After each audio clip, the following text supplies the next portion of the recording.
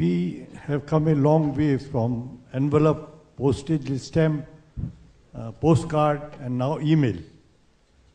There is a fierce competition between Yahoo and Google's. Can you tell us that how far we will go and what new inventions are there in the way? And secondly, how can we use Google's for our next general election 2014? So actually, oh, I'm sorry. Is this on? Yeah. Okay. So by the way, let me explain. I'm hearing impaired, and so I'm trying to use your PA system to hear the questions. Though I may struggle a little bit. I hope you'll forgive me. I may have to ask your help. So anyway, Google, as you all understand, that the Google system was organized to do one thing, and that was to organize the world's information and make it accessible and useful. Among the things that we've been experimenting with organizing is information of political interest. So we have a number of politicians who have been very interested in using the internet to communicate with their potential constituents, to get feedback from them. The White House recently announced a process whereby if you get enough signatures on a petition, 100,000 now, that they would respond. And they put themselves on the spot and said if there are enough people interested in the answer to that question, that they will undertake to respond.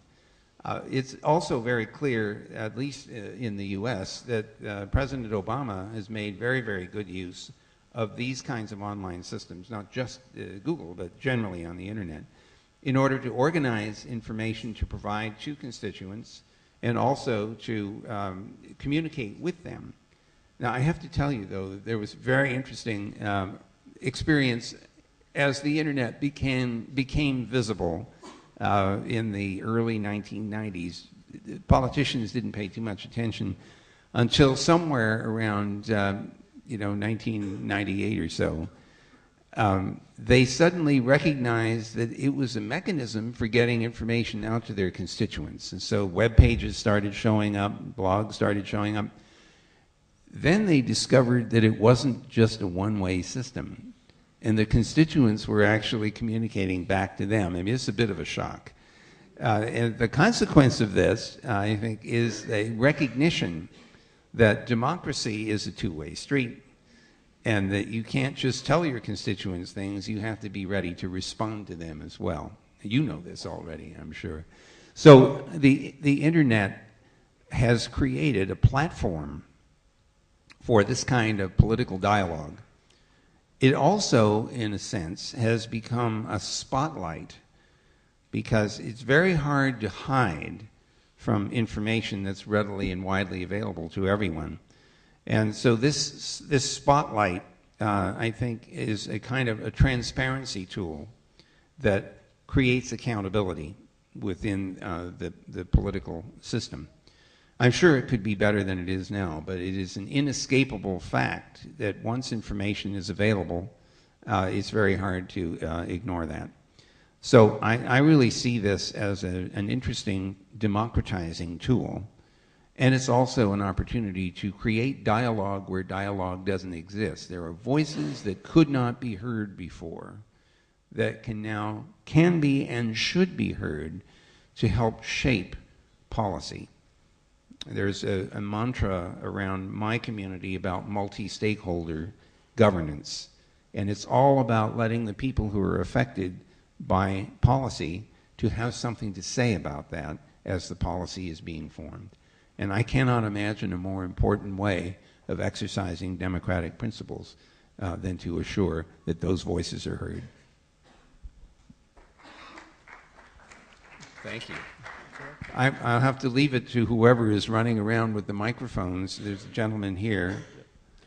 Hello. And is there, there's a microphone over there. So we'll have to do this in order of microphone arrival. Sir, yes, you're on, and then the next one is over here. There's information and there's misinformation. Yes. So how does, the internet is free, it's open, it's uncontrolled. How does one deal with this problem? Obviously, it raises many issues across the board. It's a wonderful question, and I thank you for that. First observation I would make is that the internet is not the only source of misinformation. Movies, television, radio, magazines, the newspapers, your friends and your parents and your kids are all sources of misinformation, a lot of it not intentional. Some of it is ignorance, some of it is simply a mistake. Some of it's maybe deliberate. I mean, I'm sorry to say that in political terms, there's a lot of misinformation that's put out there on purpose for political reasons. So the question now is how to deal with that. The answer that most of us in my world have adopted is not to suppress the information, but to respond with more information. Now, the response doesn't necessarily help anyone unless you're prepared to take on a responsibility yourselves, and that's called critical thinking. That's called examining the information and deciding whether to accept or reject it, to ask questions about what's its origin, what is the basis for the assertions that are being made. Now, I think about people who have children and they worry about the internet. I do understand that there's content on the net that you would prefer the children didn't see. And there are ways of dealing with that. Google tries, for example, with filters that will control the content that comes back from a search, but you can adjust that. The edges of the net can be adjusted to say, in our case, filter everything out except that which we think is safe, or filter things a little less than that, or don't filter anything at all. So we call that safe search, moderate, and unfiltered. But the edge gets to decide that. I cannot imagine a better gift to every child than to teach them how to think critically. They're going to need it in education. They're going to need it in daily life. They're going to encounter content of all kinds from all sources. The internet makes it a little stark because you see, web page A with terrible information and web page B with incredibly useful information, and it's startling, and yet the same problem exists in many other media. It's the critical thinking that resolves that, in my mind, by letting individuals decide. Parents can teach their kids, these are the family values, this information is valuable and this information isn't. And that's how I would generally approach the problem. So there's someone back there who just got a microphone. Okay. Yes, sir. Mr. Cerf, you've been very generous in creating an incredible medium that you've done apparently for free, and it's wonderful to put that out there. But a lot of people who have manufactured original content, proprietary content, which are very upset with this medium, what would you say to them? The people who create proprietary content. People who make proprietary content, anything, music, movies, yes. news, anything. Okay, so first observation I would make is that not all the content that is produced by people is motivated by a pecuniary response. In fact, the thing that was most interesting about the advent of the World Wide Web is that this avalanche of information appeared around 1994 or 95, created by people who were not interested in being paid for it. They just wanted to know it was useful for someone else, and that's still the case. That doesn't mean that there aren't people who also produce information that would like to be paid for it. But the internet is this big tent, and it allows everything from public domain information all the way over to fully copyright protected. And so there is, of course, a problem because the people with the copyright protected material would like to keep it that way. And there are a variety of attempts to do that. So digital management, digital rights management for access to copyright material has been a mixed bag. And the reason is that it really interferes with people's convenience. And some of the producers of content have concluded that putting in DRM capability made the people who were actually willing to pay and wanted to pay so angry that they wouldn't buy it at all. And I'm not suggesting that we should abandon the protection of intellectual property, far from it. But I think we should appreciate that there is a fairly broad range of choices for the creators of works. There is something called Creative Commons, which my good friend Larry Lessig invented, which gives the author a wide range of choices other than just pure copyright protection. And I think we need to adapt to that. The other thing that is quite frankly the case is that once things are in digital form, it's pretty easy to duplicate and distribute them. This is just a fact. Think about the way the World Wide Web works. What does your browser do? It goes out to the net and copies a file, and then it interprets it. It's a giant copying machine. I guess anybody who's trying to create intellectual property is sort of terrified by that thought, but that's the way it works. So the alternative to being, to trying to replicate previous media control, you know, it's expensive to copy paper, expensive to copy DVDs, may be to reposition the business model associated with that intellectual property. iTunes is a frequently mentioned example of this, where Apple figured out that maybe people didn't want to buy an album, maybe they wanted to buy one track on the album, so why not let them and charge them 99 cents instead of $12 or $15 or $20. You can still buy the album if you want all of the tracks, or you can buy one track at a time. I don't want to overuse that analogy because movies you probably don't want to buy one scene of. You know, mostly you want to see the whole movie. Similarly with books, you know, I'd like to read all the way to the end as opposed to, you know, up to the last chapter. But there are notions that will help you get past this. For example, subscription is a really interesting tactic. Every magazine in the world that has a subscription arrangement in it is trading on the fact that the subscriber believes the next issue is going to have interesting content. And I'm willing, based on brand or based on recommendations, to pay that subscription ahead of time in the expectation that I will get utility out of it. I'm not suggesting, again, that that's the only tactic, but I want people to think about business models that have to work and adapt into this online environment. I'm very conscious of the fact that I'm sitting here with this microphone, and you're sitting here without a microphone, and you surely must have an opinion on some of these things, and I've never known a politician that could stand being away from an open mic. So could I ask if you would like to respond to some of these too? I'll interject if I do.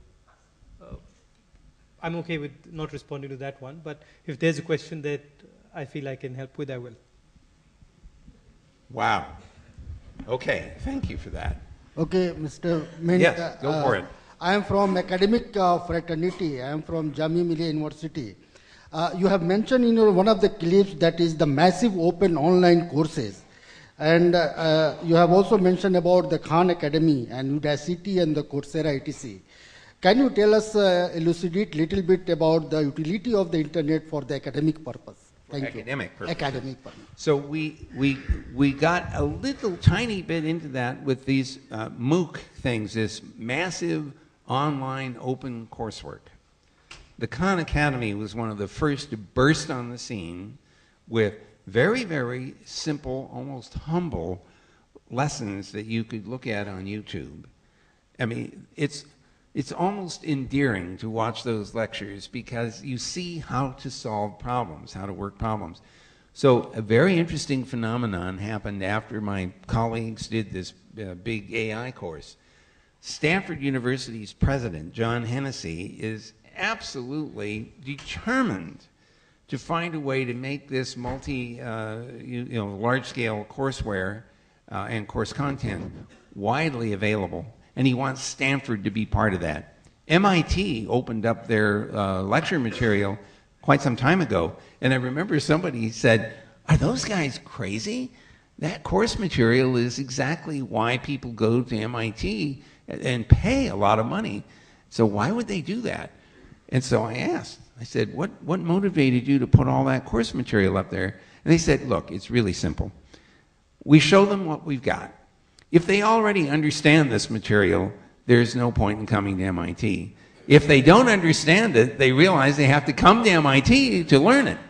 So, that was a pretty clever tactic. Now, something interesting has happened at Stanford. Not all the professors are really thrilled with this, MOOC stuff. But the ones who get it have decided to invert the normal classroom practice. They record their lectures. They're up on the net. The students can watch the lectures as many times as they want to, as opposed to asking the professor to repeat himself. So these students watch these things once, twice, 3 times, whatever they want.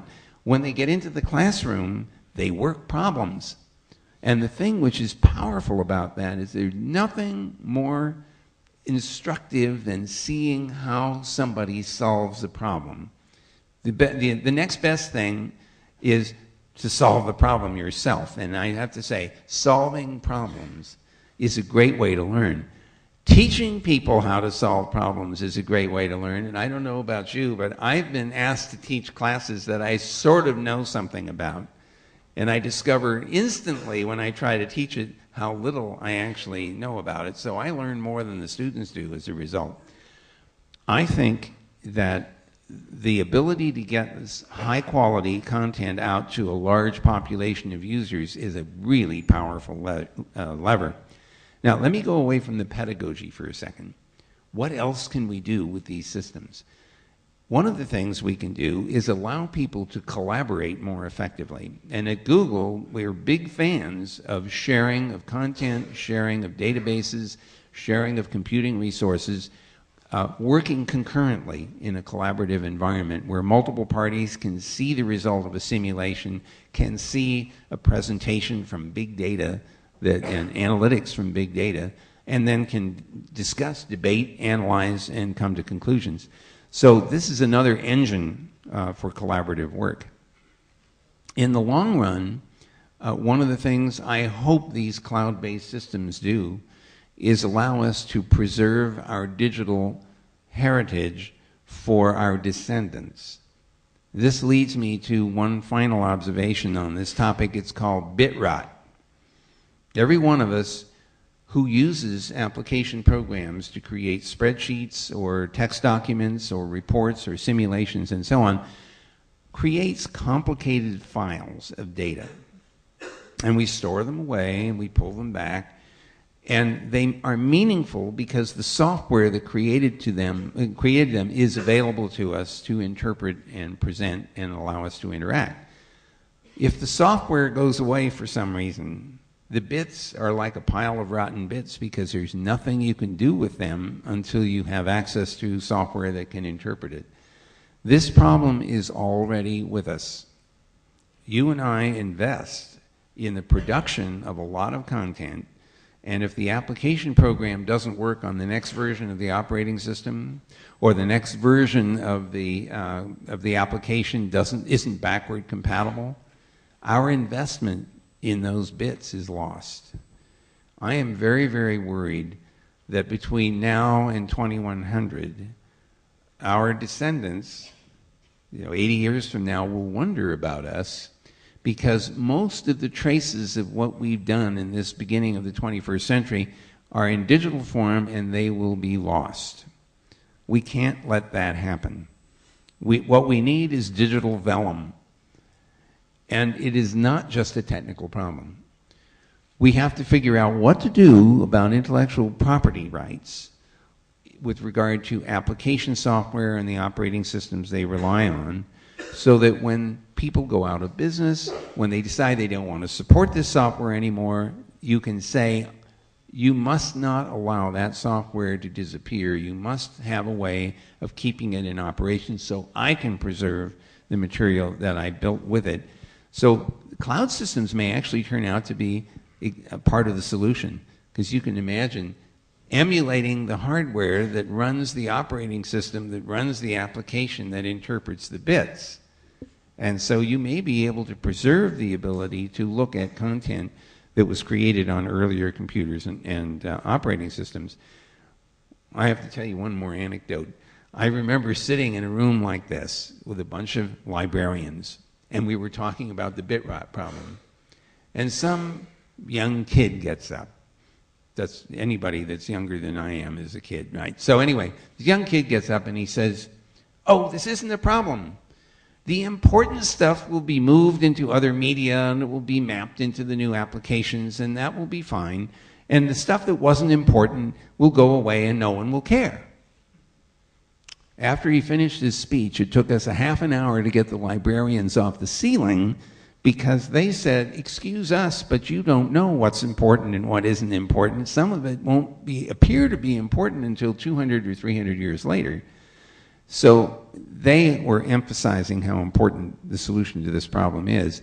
And it's going to take the lawyers, the intellectual property people, the technologists, the librarians, and probably some others to figure out how to actually solve that problem. But solve it, we must. Can I just add something? Absolutely. It's actually a roundabout question and an observation.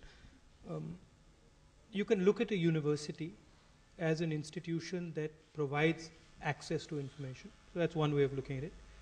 And you can also look at it as an institution that excludes. Because not everybody can get to Harvard University. Yes. Or not everybody can get to Stanford, or not everybody can, in India, get to a university. So if you're a poor person sitting in a village in India, and you look at a university, one of the thoughts that goes through your mind is that that's an institution that actually excludes me, because I'll never get there. Right? And the reason it does that is because the university actually cannot scale. So Harvard University cannot go to 1 million students or 2 million students at the quality with which they can go to 2,000 or 3,000 students. What is going to happen? Well, okay, one other thing, which is that the university is actually a 20th century institution, or the DNA of the university comes from 200-300 years ago. The DNA, right? The physical structure, Yes. the courses, Okay. the departments, all that. What is going to happen 30-40 years from now to this institution called the university? I mean, one step of the university is already in the corporate world. Another step is, sitting in Silicon Valley in the financial world. So is this structure going to explode? Or is this structure going to realign itself? And how is that going to work? So first of all, do I remember correctly that the University of Bologna was founded around 1100? Yeah. So it's Actually, Taxila- it's nearly 1,000 years. No, Taxila was more than 2,000, 3,000 years ago. Wow. Buddhist Okay. university. So one possible answer to this question is that Darwin was right, and that you only have two choices in life: you either adapt or you die. And it may very well be that some universities won't figure out how to adapt, and that's why John Hennessy was so determined to figure out how to harness and make use of this new large-scale capacity, this scaling capability. Part of the scaling, by the way, comes from the fact that there are computer programs that can help you with evaluating the student progress and everything else. So one answer, almost glib answer, is that some universities will adapt and some won't. I think that the interesting question that has arisen is whether the university experience, which historically has tended to be of kind of a 2-year program, a 4-year program, maybe a 6 or 7-year program for advanced degrees, where you go, you're concentrated on getting a degree, and then you go into the workplace. This model is no longer feasible, nor is it even acceptable, especially in my world, in the high-tech world.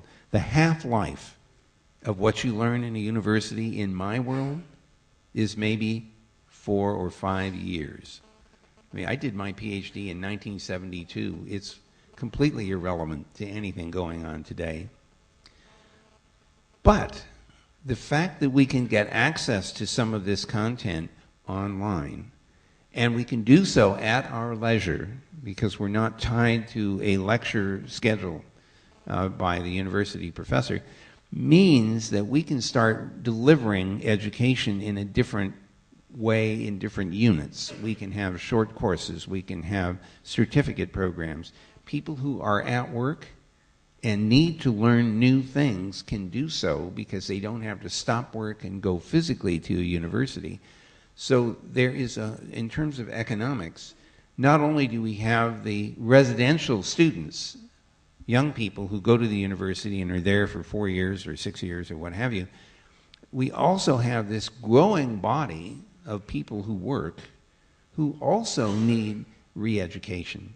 And that can be a new source of revenue for the university. So there could very well be that this restructuring actually opens up a bigger opportunity for revenue and therefore support.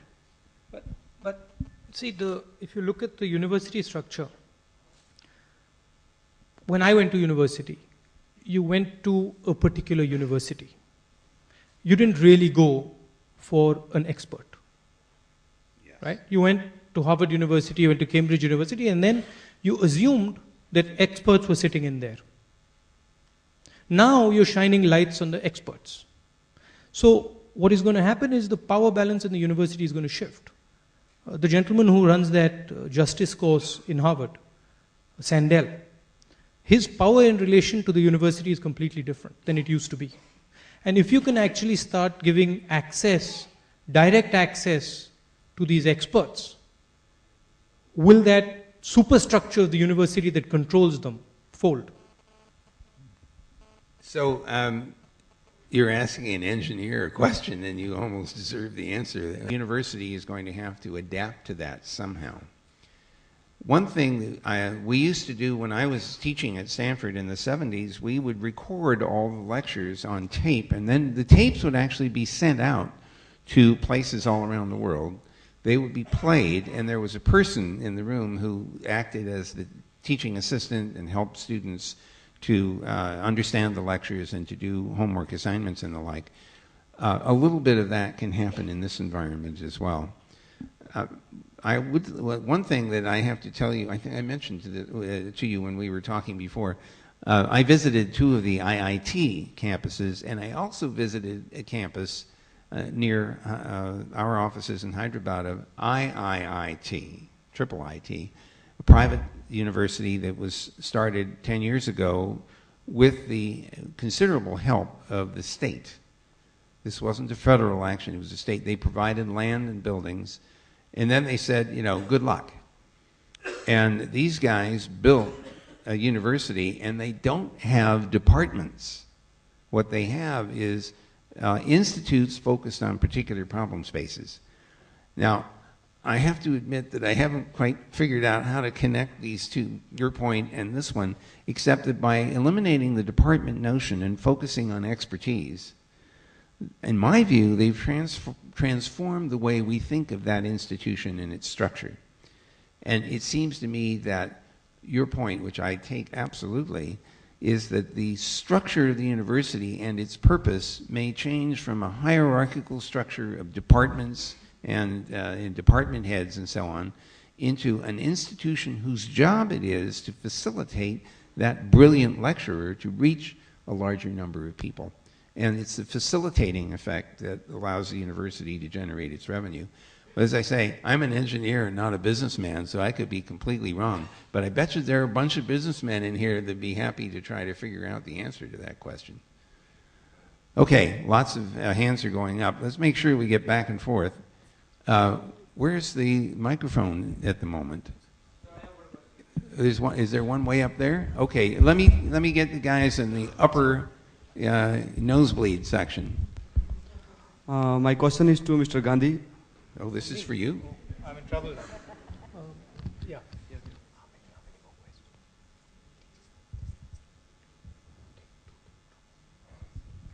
I am Virendra Singh from JNU. When I read the topic, the future of the internet, 1.2 billion empowered Indians, the first question which clicked in my mind, a few days back I was reading an editorial or some news was there in Hindu. It was saying that in some Indian government schools, some children who are even in the 8th class, they are unable to read or write 1 or 2 lines. Internet is a good thing and all, but it is a good thing for those people who are able to understand, who are able to write, read, and able to understand the data which is therein. How you are going to help those children who are not able to even understand 1 or 2 lines? Can I ask you a counter question? How are you going to help them? As a citizen, if I can give my 2 hours, 3 hours. No, not as a citizen, as a young Indian. How are you going to help them? Actually, please answer my question first, then I will answer you. Try. How would you help them? Actually, my question, if I had any answer, then I would have not asked you this question. No, but give it a try. Give it a try. Let me think it needs. Actually, I thought a lot, but I thought that I don't have answer, so I should ask Mr. Gandhi. I think I've traveled quite a lot in villages. And I've seen many 8-year-old children. I think the discussion we're having here is how do you allow kids in villages access to an education system, access to a good teacher, access to a good school. There are two ways of looking at access. One way of looking at it is incremental. I'll go back to, Sam is sitting here. So I'll go back to Sam. They could have looked at telephones and said, we want to provide access to every Indian over telephone, and thought about it in a linear fashion. They would have never got there. They'd be sitting here right now, still figuring out how to get phones to Indians if they thought about it in a linear way. You can also think about it in an exponential way. What they essentially did was they came out with something called a rural exchange. And you must have all seen the PCO. You've seen a PCO? And that humble PCO that today looks, ancient, is actually what gave you the cell phone in your hand. Because it suddenly opened up the system to millions of people. And it didn't do so in a linear way, it did so exponentially. So there are two ways of thinking about these things. One way is to think in a rigid way and say, why, how do we do this in a linear fashion? And another way is to do what Mr. Cerf did, to think in an exponential way. I asked him today, where did you think the internet would go? He said, I had no idea. He said, basically I knew that I was solving a problem at that point. And then suddenly the thing just exploded. So to say that the internet is not connected to the 8-year-old child, you're cutting off a very, very powerful avenue. We don't know how it's connected. Let's first try and bring them together. And let that child, let his aspirations catch fire. So I think and it's frankly not up to me to do it. It's up to people like you to do it. And you got to stop asking your politicians how they're going to do it. And start asking yourself how you're going to do it. Because that's how this country is going to move forward. And that's why he's a politician and you're not. But I mean, look, this is a very important question to ask because we have to solve that problem. You remember Kennedy's famous speech, ask not what your country can do for you, ask what you can do for your country. Hello. And I would say... I've got a person in my office who came up with a brilliant one on another one of Kennedy's speeches. He's going to laugh when I tell you this. We were having a presentation about self-help groups and poor women in my constituency. And Kennedy had said that a rising tide raises all boats. And he says to me, but sir, poor people don't have boats. and those who have the boats, their boats are tied to the bottom, anchored to the bottom. Anyway, sorry. Okay, so actually, there are some answers, by the way, to this basic question. One of them is to try to skirt around the illiteracy question, which is a serious one, by allowing people to engage in spoken interaction. And if you do spoken interaction and you show written answers also, you begin to gain knowledge of written language. We've seen this happen in the United States where captioned television was pushed by the deaf community, part of my world, And they really pounded the table on this in 1979. And the highest usage of the caption system was not by folks like me who are deaf. It was by people who wanted to learn English as a second language. And it was enormously helpful. So, I mean, these kinds of ideas have a funny way of being used in ways that you didn't anticipate. And the internet is certainly a good example of that. This nice lady is waiting over here. I guess we should turn the lectern over to you. Oh, hello, sir. Just one of my question. My question is related to his question, okay? And as you have told that we should stop asking the questions to politicians. But, sir, there is one question that as you have announced, sorry, you have not announced, but the government has announced, the government of India had announced, last year they had announced that they will give a tablet known as Akash, which was the cheapest tablet in the whole world. But in the past 1 year, how many students have got that tablet? So you are very good, you are optimistic, this is very good thing, but when this plan is going to come on the ground, can I have... You know, frankly, Yeah. I am not the person who's come up with the Akash tablet. You need to ask the gentleman who came up with it, and you need to ask him that question. There are many people. Yeah. So can I respond also on this point? At any moment in time, some technologies are going to be too expensive. But the technologies that we're talking about have historically gone down in cost over time because their volumes have gone up and the learning curve has driven costs out. There was a time once when a mobile was a 6-pound piece of equipment, we call it a brick, and it cost $1,000. So physics is in our favor now. These devices and the communication systems and everything else are driving costs out, and they become more and more affordable over time. So I am very optimistic about this. Yes. So how does, the internet is free, it's open, it's uncontrolled. How does one deal with this problem? Obviously, it raises many issues across the board. It's a wonderful question, and I thank you for that.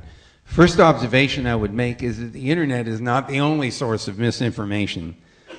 Movies, television, radio, magazines, the newspapers, your friends and your parents and your kids are all sources of misinformation. A lot of it not intentional. Some of it is ignorance. Some of it is simply, a mistake. Some of it's maybe deliberate. I mean, I'm sorry to say that in political terms, there's a lot of misinformation that's put out there on purpose for political reasons. So the question now is how to deal with that. The answer that most of us in my world have adopted is not to suppress the information, but to respond with more information. Now, the response doesn't necessarily help anyone unless you're prepared to take on a responsibility yourselves, and that's called critical thinking. We have come a long way from envelope, postage stamp, postcard, and now email. There is a fierce competition between Yahoo and Google's. Can you tell us that how far we will go and what new inventions are there in the way? And secondly, how can we use Google's for our next general election 2014? So actually, I'm sorry. Is this on? Yeah. Okay. So by the way, let me explain. I'm hearing impaired, and so I'm trying to use your PA system to hear the questions. So I may struggle a little bit. I hope you'll forgive me. I may have to ask your help. So anyway, Google, as you all understand, that the Google system was organized to do one thing, and that was to organize the world's information and make it accessible and useful. Among the things that we've been experimenting with organizing is information of political interest. So we have a number of politicians who have been very interested in using the internet to communicate with their potential constituents, to get feedback from them. The White House recently announced a process whereby if you get enough signatures on a petition, 100,000 now, that they would respond. And they put themselves on the spot and said that there are enough people interested in the answer to that question that they will undertake to respond. It's also very clear, at least in the US, that President Obama has made very, very good use of these kinds of online systems, not just Google, but generally on the internet, in order to organize information to provide to constituents and also to communicate with them. Now, I have to tell you, though, that there was very interesting experience as the internet became visible in the early 1990s. Politicians didn't pay too much attention until somewhere around 1998 or so. They suddenly recognized that it was a mechanism for, it's very hard to ignore that. So I really see this as an interesting democratizing tool. And it's also an opportunity to create dialogue where dialogue doesn't exist. There are voices that could not be heard before that can be and should be heard to help shape policy. There's a mantra around my community about multi-stakeholder governance. And it's all about letting the people who are affected by policy to have something to say about that as the policy is being formed. And I cannot imagine a more important way of exercising democratic principles than to assure that those voices are heard. Thank you. I'll have to leave it to whoever is running around with the microphones. There's a gentleman here. Hello. And is there, there's a microphone over there. So we'll have to do this in order of microphone arrival. Sir, yes, you're on, and then the next one is over here. There's information and there's misinformation. Getting information out to their constituents. And so web pages started showing up, blogs started showing up.